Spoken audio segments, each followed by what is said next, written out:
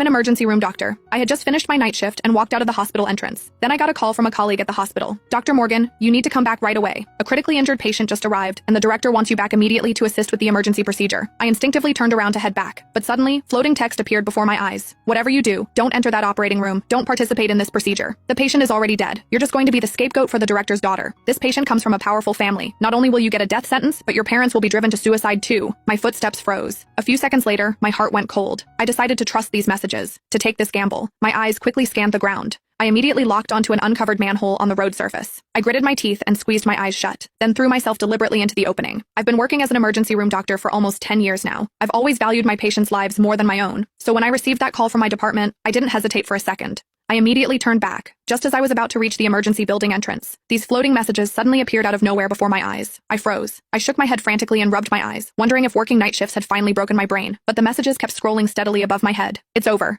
The moment you step into that operating room, they'll declare the patient dead. They're waiting for you to go in, so you can be their scapegoat. The entire operating room will cover for the director's daughter, Emily Tang, claiming your operational error caused the patient's death. Be careful! My mouth fell open. Emily Tang was my roommate and close friend throughout our 4 years of medical school. Why would she choose me as her scapegoat? Countless questions swirled through my mind. I didn't know what to do. Just then, I heard passersby nearby discussing a car accident at the intersection. Did you see that Bentley with the 8888 license plate that went into the river earlier? The owner's already been sent to the emergency room. Looks like someone important. At that moment, my phone buzzed twice.